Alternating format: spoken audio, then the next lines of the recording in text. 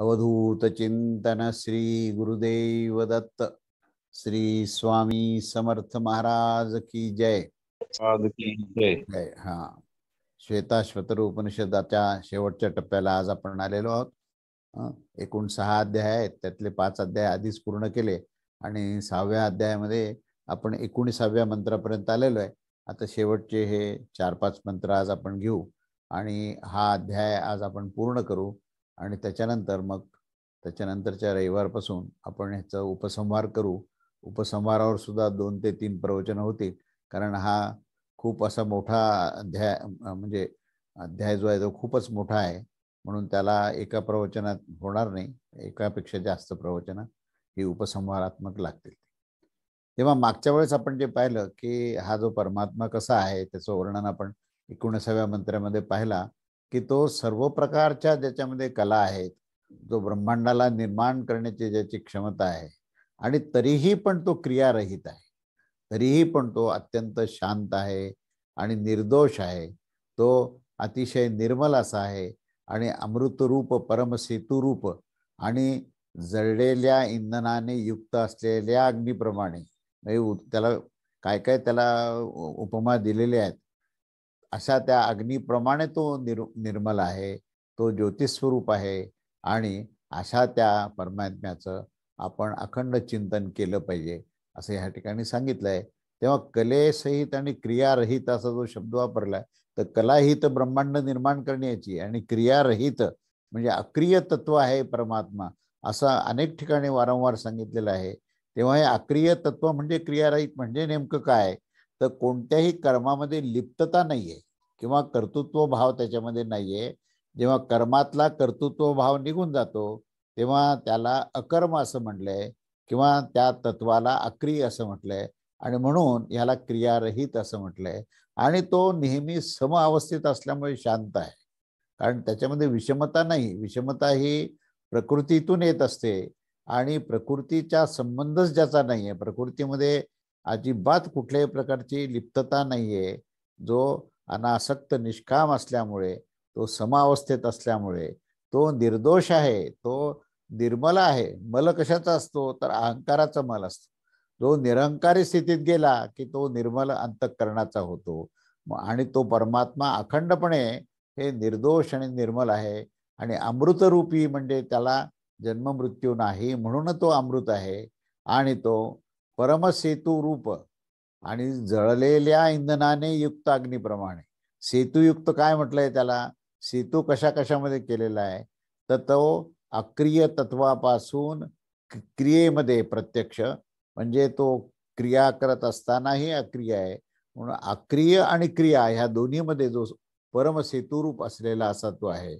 आणि त्या इंधन जे जळलेलं इंधन असं म्हटलेलं आहे, आणि ते जळलेलं इंधन कसं असतं तर ते पूर्ण निर्विकार असतं.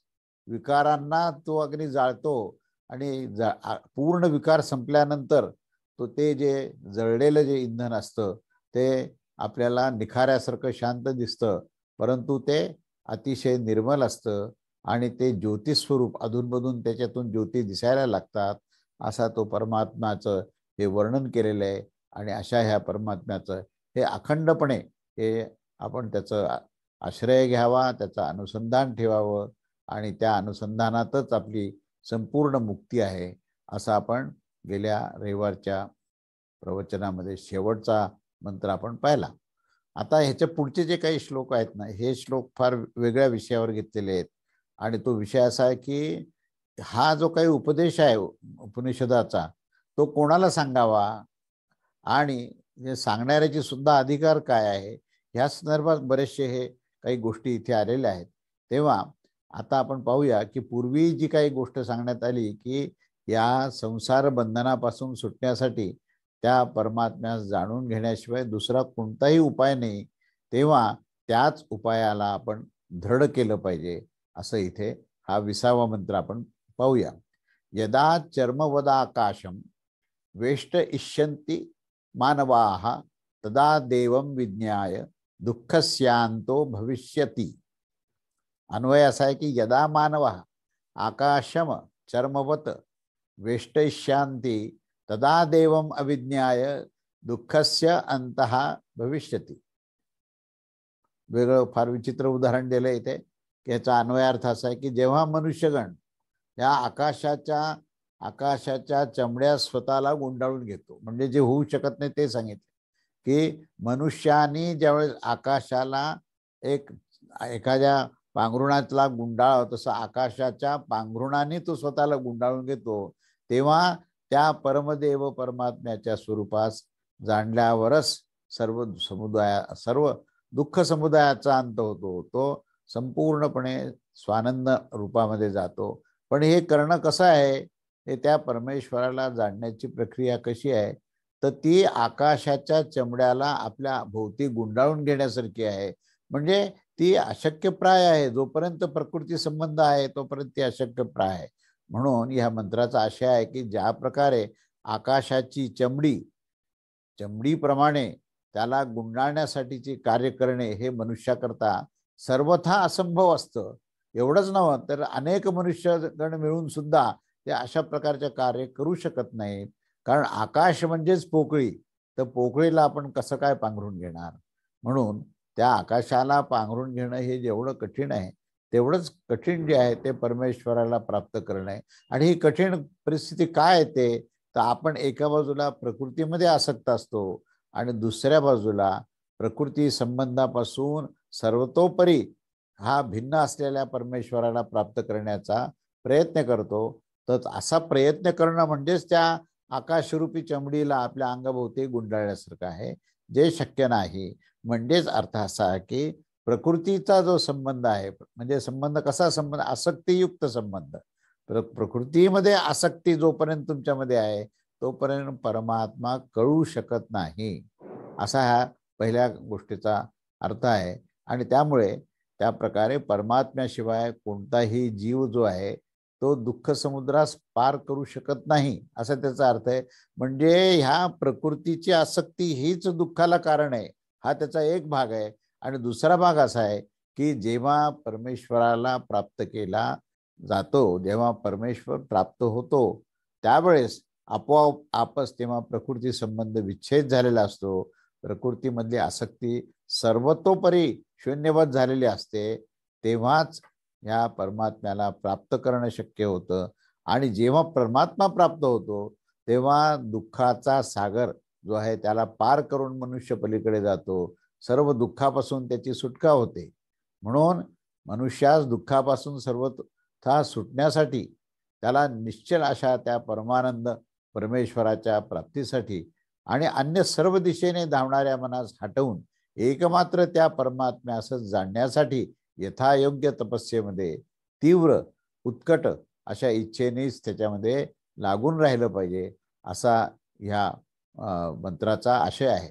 तेव्हा मानवाने जर चमड्याने वेढल्याप्रमाणे आकाश वेढले तर परमात्म्यास न जाणता तो सुखदुःखाला पार करू शकेल, असा अर्थ.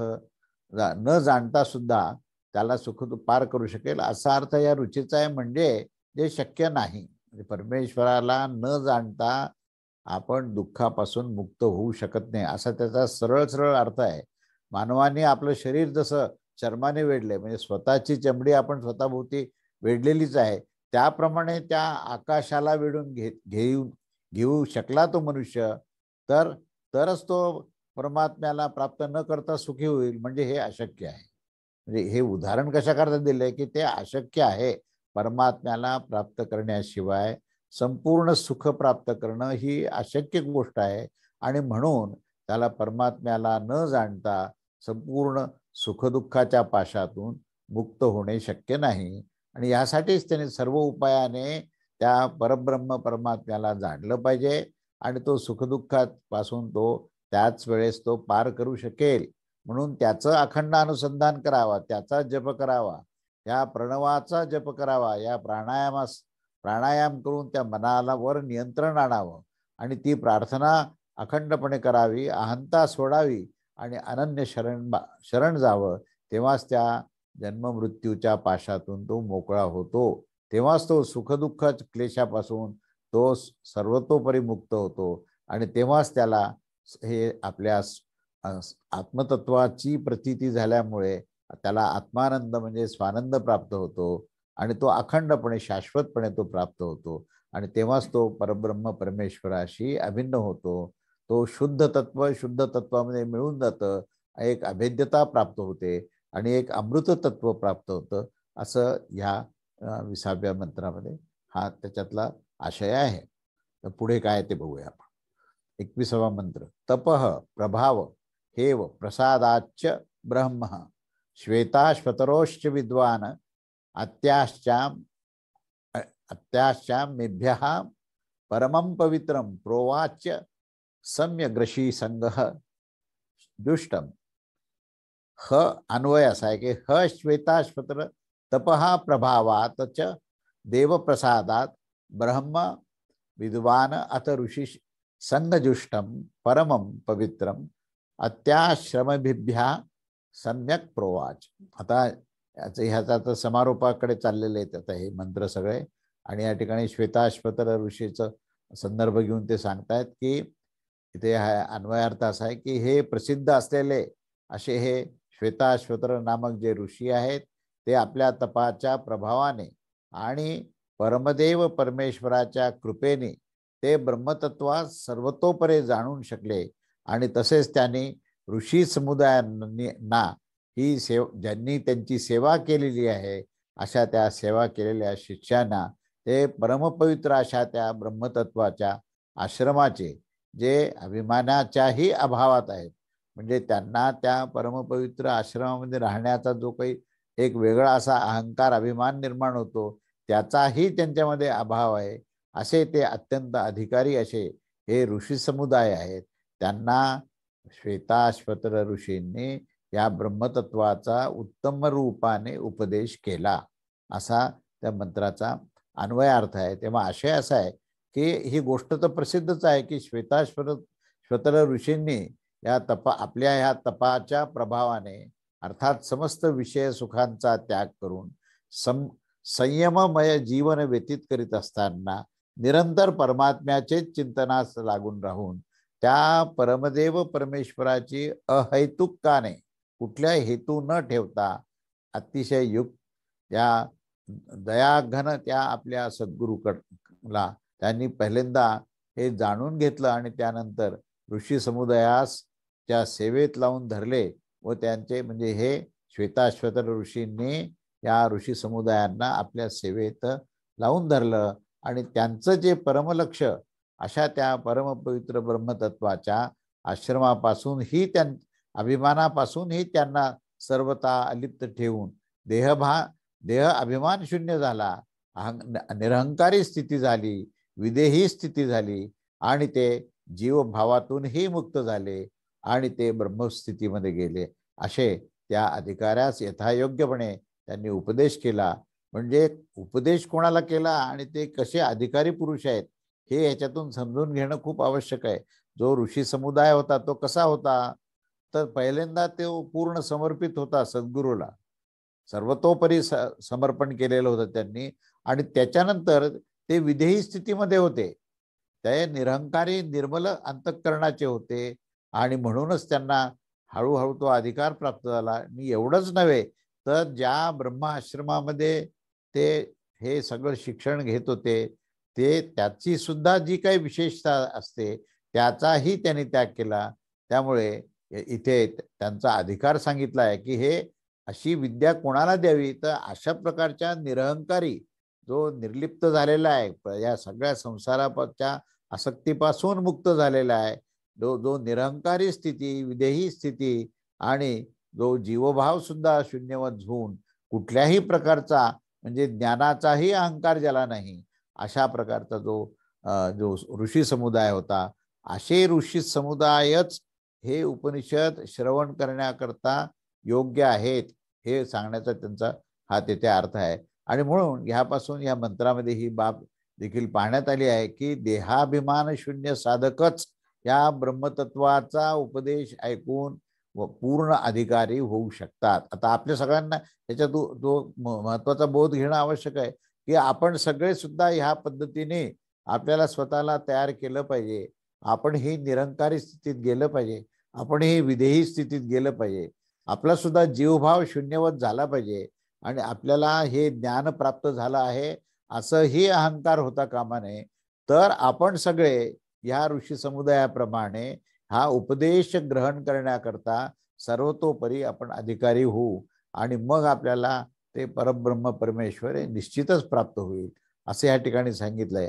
तेव्हा पहिल्यांदा या श्वेताश्वतर ऋषी कसा आहे तर तो सर्वदूर आणि सर्व प्रसिद्ध आहे आणि तो आपलं अतिशय असं निश्चल वृत्तीने त्यांनी तप केलेलं आहे. त्या तपाच्याच प्रभावाने त्यांनी परमात्म्याची कृपा प्राप्त केली आहे आणि त्या कृपेनेच त्यांनी ब्रह्मतत्वाला जाणलं आहे.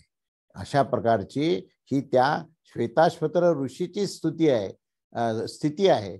आणि म्हणून त्या श्वेताश्वतर ऋषींना सुद्धा आपल्या त्या पातळीवर आणलं.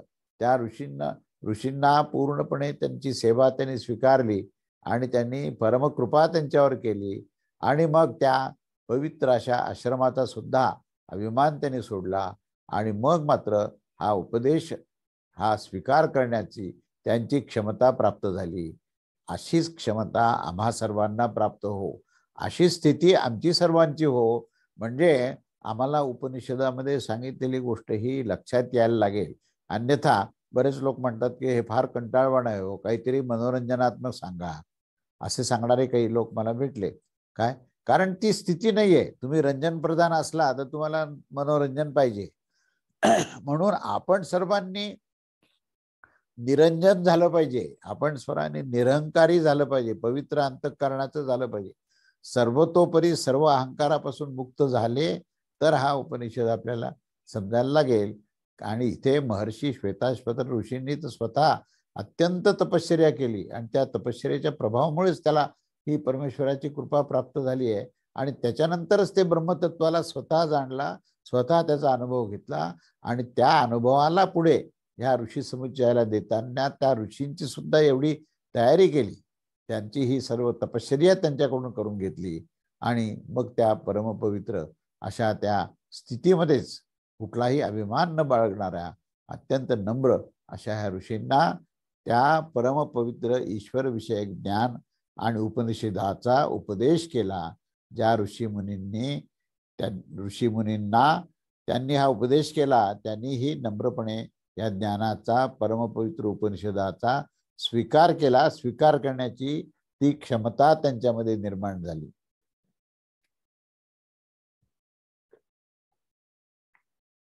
ज्याप्रमाणे ज्योतीने ज्योती लावाव्यात. आता दिवाळी आलीच आहे तेव्हा दीपोत्सव आपण करतो आणि आपण ज्योतीने ज्योत लावत असतो. त्याच पद्धतीने या ज्योतीने ज्योती लावाव्यात तशा प्रकारे या हृदयीचा अनुभव ज्ञान त्या सर्व हृदयामध्ये ओतणे हा ज्योतीने ज्योत लावण्याचाच प्रकार आहे. तेव्हा साऱ्यांना ह्या ब्रह्मज्ञानाचा स्पर्श झाला. सर्व श्रोते वक्ते अनन्य शरण झाले आणि मग त्यांनी पसायदान मागितलं की जे ज्ञान दिले घेतले आणि जे आपल्याला प्राप्त झाले आहे ते श्वेताश्वतर उपनिषदापासून जे प्राप्त झाले आहे ते सर्व ज्ञान वाचक होत. म्हणजे सर्वांनी वाचन करून अध्ययन करून जे प्राप्त होईल त्या सर्वांनी ते अत्यंत नम्रतेने अनन्य शरणतेने त्याचा स्वीकार केला पाहिजे आणि अतिशय तप करून तो अनुभव घेऊन हे ज्ञान सर्वांसाठी उपलब्ध करण्यासाठी भगवान श्वेताश्वतर ऋषींनी जे कार्य केलं आहे त्यांना सहस्त्र सहस्त्र प्रणाम करावेत आणि आपणही त्याचा संपूर्ण लाभ घ्यावा.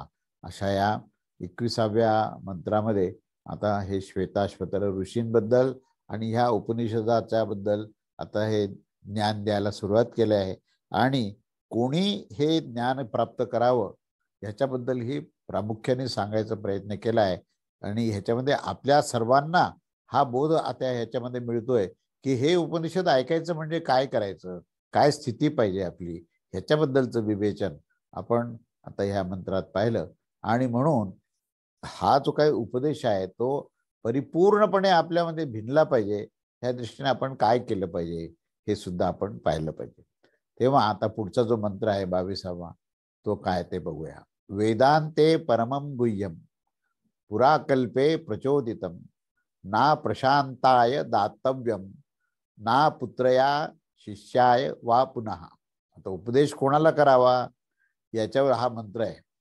कारण आता हे आतापर्यंत आपण सगळं विवेचन केलं आणि तुम्ही लोकांनी ऐकलं की अगदी मुक्तपणे हे सगळं तुम्हाला मिळालं. काही कुठल्याही प्रकारचं तुम्हाला त्याच्यामध्ये म्हणजे कंडिशन्स टाकल्या नाहीत की असं झालं तर असं देऊ, असं कुठलंही केलं नाही. पण हे करत असताना काही गोष्टी गृहीत धरलेल्या आहेत आणि त्या गृहीत धरल्यानंतर काय गृहीत धरलेलं आहे आणि कोणाला उपदेश सांगायला पाहिजे हे शेवटी या उपनिषदातच इथे बोध देतात.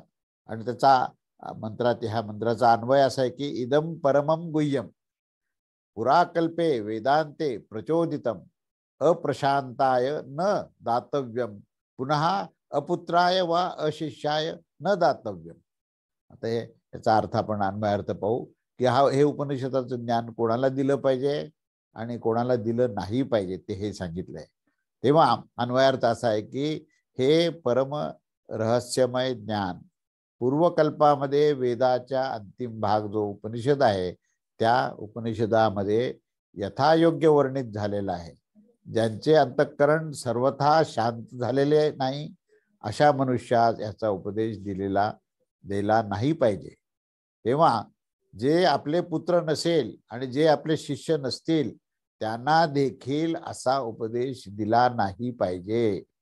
म्हणजे आता हे बघा याच्यामध्ये इथे काय कोणाला दिलं नाही पाहण्यामध्ये काय काय सांगितलं की जो आपला शिष्य नाही, याचा अर्थ काय की त्यांनी अनुग्रह घेतलेलाच तो शिष्य आहे असं समजायचं कारण नाही. ज्या उपदेश घेताना जे उपदेश देतात त्या उपदेश देणाऱ्या या सत्पुरुषाला आपला गुरु मानला पाहिजे तर तो शिष्य होईल. जेव्हा तुम्ही गुरु मानता तर तुम्ही शिष्य होणार आणि त्या शिष्यालाच त्यांनी द्यायला पाहिजे किंवा त्या सत्पुरुषाला आपल्या पित्यासमान मानलं पाहिजे. म्हणजे तुम्ही पुत्र व्हाल, म्हणजे पुत्राचं आणि पित्याचं नातं तुम्ही सांभाळाल किंवा शिष्याचं आणि गुरुचं नातं सांभाळाल. आणि ह्या सर्व नात्यामध्ये तुमचं समर्पण हे त्याच्यामध्ये अपेक्षित आहे. संपूर्णपणे तुम्ही शरण जाल अशा शरणागताला. आणि मग आधीच्या मंत्रामध्ये सांगितल्याप्रमाणे जो निर्लिप्त आहे, कुठल्याही प्रकारची आसक्ती नाही, कामना नाही, पूर्ण समर्पण भाव आहे आणि निरंकारी स्थितीमध्ये जो आत्मस्थितीमध्ये गेला त्यालाच हे उपनिषद देणं योग्य राहील आणि तोच या उपनिषदाचं रहस्य समजण्याकरता योग्य राहील असा याचा अर्थ आहे.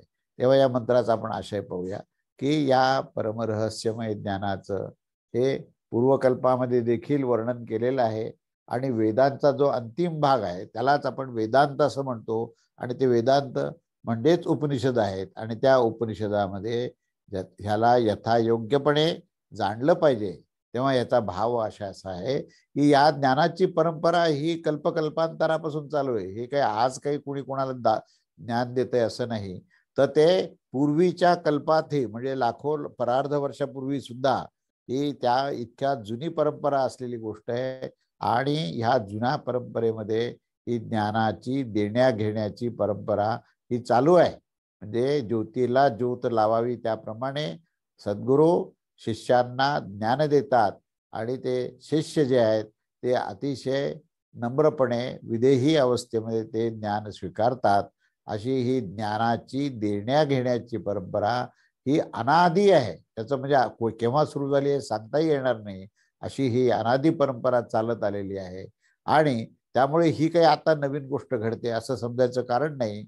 या ज्ञानाचा उपदेश कोणाला केला पाहिजे आणि कोणाला नाही केला पाहिजे या जिज्ञासेवर सुद्धा इथे सांगतात की पहिल्यांदा ज्याचं अंतःकरण हे विषय वासनेने शून्य झालेले आहे आणि सर्वथा शांत झालेले आहे, अशांत माणसाला उपनिषद सांगून उपयोग नाहीये.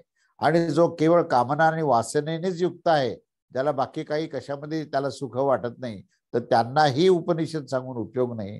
तेव्हा अशा या वासना शून्य आणि सर्वथा परमशांत स्थितीमध्ये असलेला जो आहे त्यालाच ह्या रहस्याचा उपदेश केला पाहिजे, अन्यथा इतरांना केला नाही पाहिजे.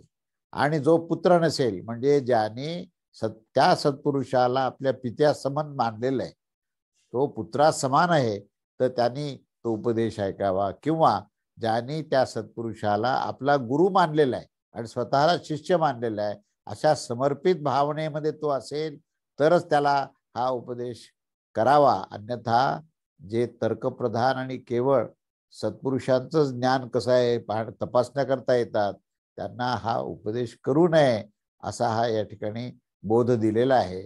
तेव्हा याचा भाव असा आहे की एकतर तो सर्वथा शांतचित्त असला पाहिजे, तो अत्यंत विदेही स्थितीतील अधिकारी पुरुष पाहिजे, तेव्हा त्यांनाच हा उपदेश करावा. किंवा ज्याने यांना पित्यासमान मांडलेत किंवा जे प्रत्यक्ष हे पिता आहेत, त्या पित्याने पुत्राला, आणि कसा पुत्र पाहिजे की जो समर्पित झालेला आहे.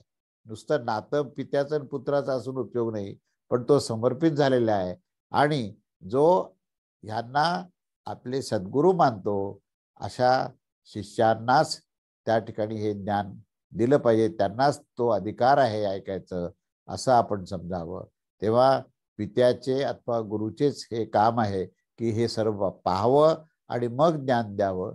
आम्ही या ठिकाणी जे काही ज्ञान दिलेलं आहे किंवा जे काही सांगितलं आहे, तर ते हे सांगताना आम्ही हे गृहीत धरलंय की आता आमचे जेवढे कोणी श्रोते आहेत किंवा जे जिज्ञासू आहेत, तर ते या शिष्याप्रमाणे किंवा या पुत्राप्रमाणे त्यांची भूमिका ही समर्पित झालेली आहे आणि म्हणून त्यांना याचा आनंद मिळतो आणि हा उपदेश त्यांना मिळतो. त्या कारणाने तो मनुष्य जो सांगणारा आहे तो स्वयंभू आणि अधिकारीच असला पाहिजे, असा काही त्या ठिकाणी नियम नाही, पण त्याची तपश्चर्या मात्र तेवढी ही कठीण झाली पाहिजे, तरच तो त्या सर्वांचं ज्ञान देण्यामध्ये इथे तो सक्षम आणि योग्य असा असतो.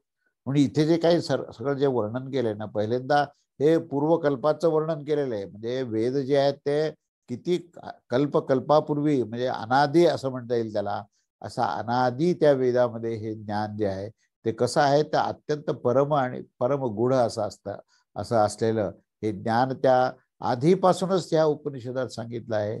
आणि ते कसं आहे, ते अत्यंत पवित्र आहे, ज्याच्यामुळे ब्रह्मतत्वाचा परिचय होतो. आणि जे अतिशय रहस्यमय गूढ आणि गहन असं आहे, ते ज्ञान हे केवळ पुत्र व शिष्य जो नसेल त्याला देऊ नये, ज्याचं चित्त शांत नाही त्याला देऊ नये, असा हा या मुख्य रुचेचा अर्थ आहे. म्हणजे घेण्यास कोण अधिकारी आहे आणि कोणाला द्यायला नाही पाहिजे, याचं हे वर्णन केलेलं आहे.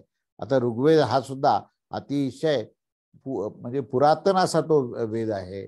त्यामुळे हे ऋग्वेदामध्ये असलेले जे ज्ञान आहे ते अत्यंत पुरातन आहे आणि नंतर जे वेद निर्माण होत गेले त्याच्यामध्ये हे ब्रह्मज्ञान जे आहे, हे तत्वज्ञान जे हे पुढे पुढे पुढे सांगण्यात आलं. आधी ऋग्वेदात आलं, ऋग्वेदातलं हे ज्ञान पुढे यजुर्वेदात आलं आणि त्याची प्रत्यक्ष कार्यवाही तिथे दिलेली आहे. त्यानंतर सामवेदामध्ये त्याचं वर्णन जे आहे संगीतातून स्वरातून केलेलं आहे आणि अथर्ववेदातून प्रत्यक्ष जीवन कसं त्या ज्ञानाच्या आधारावर जगावं हे त्या ठिकाणी सांगितलं आहे. आणि नंतर ह्याचा निष्कर्ष जो आहे तो ह्याचा ज्ञानप्रधान निष्कर्ष जो आहे तो उपनिषदात सांगितला आहे. म्हणून हे ज्ञान कसं आहे तर अत्यंत परमपवित्र आणि अत्यंत रहस्यमय असं आहे, अतिशय तेजस्वी आहे असा हा ज्ञानाचा प्रखर प्रकाश जो आहे तो ज्यांची विषय वाचना यत्किंचितही कमी झाली नाही किंवा जे शांत मनस्थितीत नाहीत त्यांना हे ज्ञान देऊ नये, त्याला आपण उत्क्रांत करू शकणार नाही, हेही स्पष्ट सांगितलंय. तेव्हा अशा या ज्ञानाचा त्यांना काहीही उपयोग होणार नाही, ते कधीही याचे अधिकारी होऊ शकणार नाहीत. म्हणून सगळ्यांनी स्वतःला तपासा की आपण केवळ हे आपली मनोरंजन होण्याकरता ऐकतोय का आपण, की आपल्याला काही चांगले भोग मिळावेत, काही कामना पूर्ण व्हावे म्हणून ऐकतोय का. असं असेल तर ते ऐकू नका. ज्यांना केवळ शुद्ध ज्ञान मिळावं, या शुद्ध ज्ञानामध्ये आत्मज्ञानाचं परिपूर्ण असं अनुभव मिळावा आणि त्या अनुभवाच्या पुढे त्याला प्रत्यक्ष परब्रह्म परमेश्वराची प्राप्ती व्हावी, त्याचा अनुभव मिळावा, तरच त्यांना सर्व जन्म मृत्यूच्या चक्रातून ते मुक्त होऊ शकतील. अन्यथा हे लोक अधिकारी नाहीत, त्यांना ज्ञान देऊ नये. तेव्हा पात्र अपात्र याचा विचार जो हा निश्चित केला पाहिजे आणि सर्व ज्ञानाच्या बाबतीत हा विचार फार उपयुक्त असा आहे. त्यामुळे पुत्र शिष्य हे नातं असल्याशिवाय तो ते देऊ नये.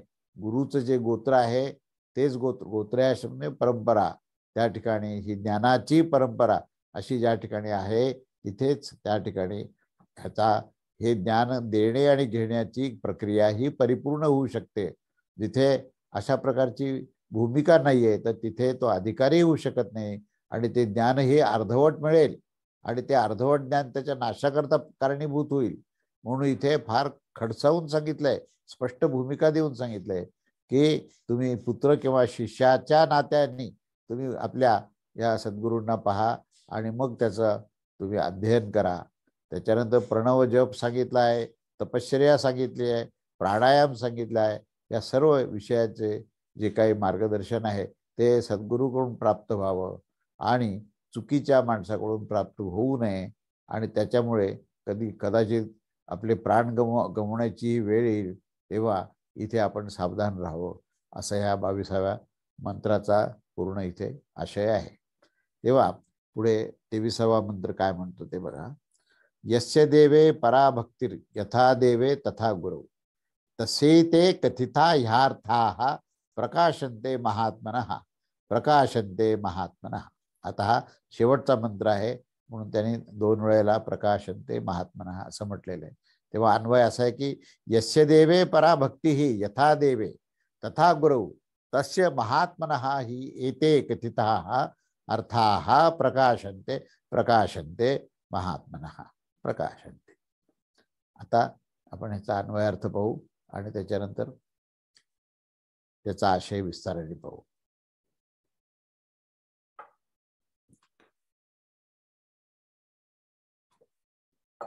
तेव्हा त्याचा अन्वयार्थ असा आहे की ज्याची परमदेव परमेश्वरामध्ये परमभक्ती आहे आणि ज्या प्रकाराने तो परमेश्वरामध्ये तो एकरूप झालेला आहे, अगदी त्याच प्रकाराने तो गुरुमध्ये देखील तशाच प्रकारची एकरूपता त्याला प्राप्त झाली आहे. त्या परब्रह्म परमेश्वरालाच त्याने आपल्या गुरुमध्ये पाहिलं पाहिजे. तशीच परमभक्ती आपल्या गुरुमध्ये केली पाहिजे आणि गुरु आणि परमात्मा हे एकच स्वरूप आहेत अशा प्रकारची त्याची दृढनिष्ठा दृढधारणा झाली पाहिजे. तेव्हाच त्या महात्मा पुरुषांच्या हृदयामध्ये देखील तो परमात्मा आहे हे ज्ञान त्याला प्राप्त होईल. आणि असं हे दाखवल्यानंतरच हे रहस्यमय अर्थ सर्व हळूहळू प्रकाशित होतील आणि त्या महात्म्यामध्ये हृदयामध्ये ते निश्चितच प्रकाशित होतील. अशा प्रकारची स्थिती असेल तर त्या महात्म्यामध्ये आणि त्याच्या हृदयामध्ये ते प्रकाशित होतील असं 2 वेळेला सांगून हे संपन्न केलेलं आहे. तेव्हा या मंत्राचा आपण आशय पाहू की ज्या साधकाची परमदेव परमेश्वरामध्ये अत्यंत परमभक्ती असते आणि ज्या प्रकारे परमेश्वरामध्ये होत असते त्या प्रकारानेच त्याने आपल्या गुरुमध्ये देखील हीच प्रक्रिया ठेवली पाहिजे. अशीच धारणा, अशीच परमभक्ती, अशीच परमश्रद्धा ही त्याने ठेवली पाहिजे. तेव्हा त्या प्रकारानेच त्याने आपल्या गुरुमध्ये सुद्धा आपली दृष्टी ठेवली असेल तर तेव्हा त्या महात्मा मनस्वी पुरुषांच्या हृदयामध्ये देखील या दाखविलेल्या रहस्यमय अर्थास ते प्रकाशित होऊ शकेल. म्हणजे ते आकलनाला ते स्पष्ट होऊ शकेल. किंवा जेव्हा तुमची ही श्रद्धा आहे की जसा तो परब्रह्म परमात्मा आहे तसाच माझे सद्गुरू आहेत. म्हणजे पुष्कळदास स्वामी समर्थांकडे भक्त यायचे आणि म्हणायचे की मला बालाजीला दर्शनाला जायचंय किंवा मला पांडुरंगाचं दर्शन घ्यायचंय.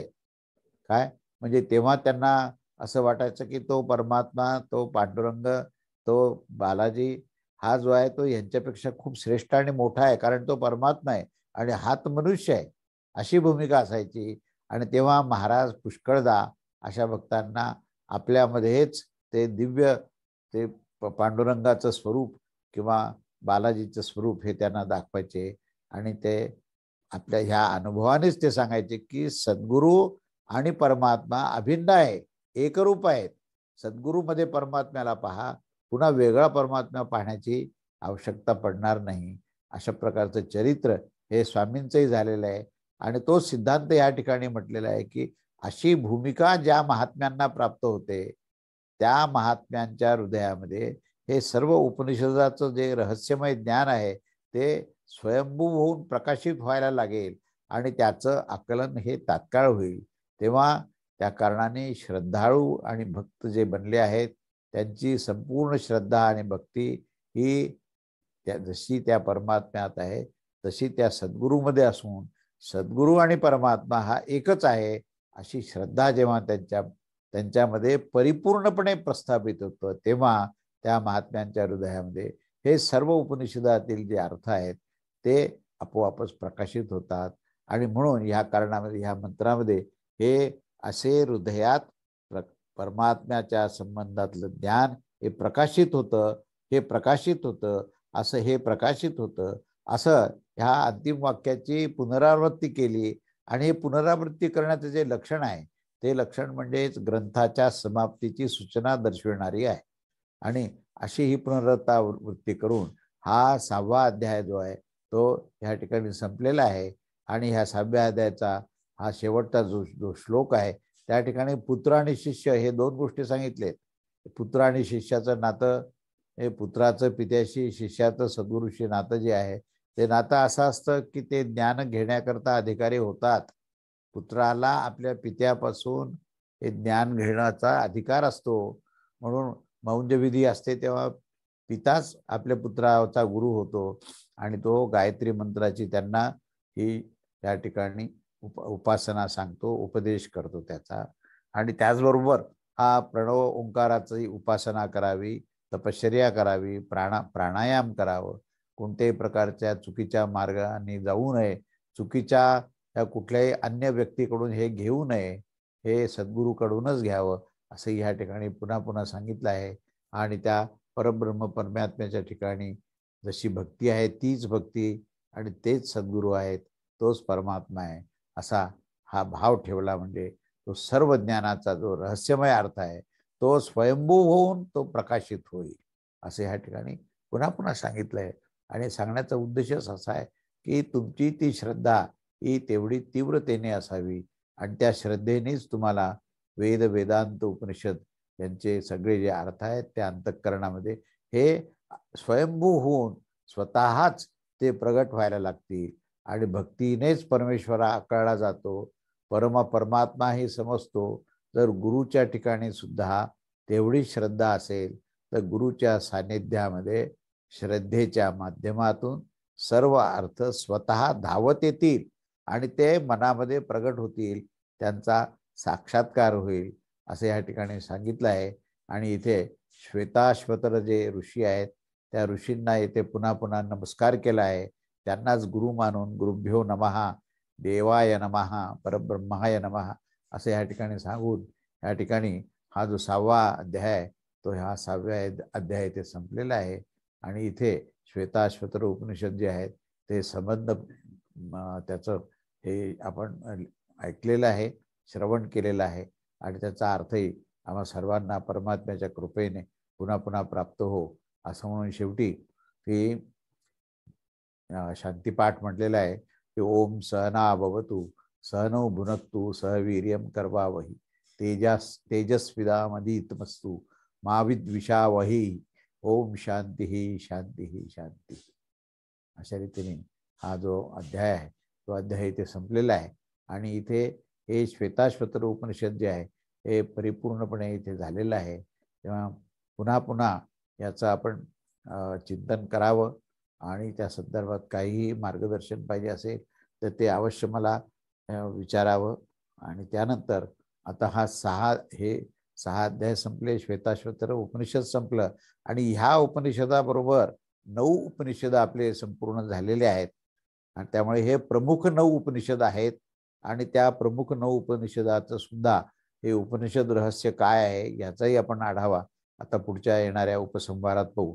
तेव्हा उपसंहारामध्ये 1, 2, 3 असे कदाचित उपसंहार होतील आणि त्याच्यानंतर सर्वसाधारण पहिल्या उपनिषदापासून 9व्या उपनिषदामध्ये आपल्याला नेमकं काय काय ज्ञान मिळालं आहे ते सुद्धा आपण त्याचाही आढावा घेऊ. आणि हे सगळं संपल्यानंतर मग छांदोग्य उपनिषद हे फार मोठं उपनिषद आहे. तर ते छांदोग्य उपनिषद हे सर्व हा संपल्यानंतर साधारण 2-3 रविवार संपल्यानंतर ते त्याच्या सर्वात पुढच्या रविवारी हे आपण छांदोग्य उपनिषद घेऊ, जे खूप मोठं आहे, म्हणजे जवळजवळ वर्षभर चालेल अशा प्रकारचं उपनिषद आहे. ते आपण पुढच्या वेळेस बघूया. अवधूत चिंतन श्री गुरुदेव दत्त. श्री स्वामी समर्थ महाराज की जय.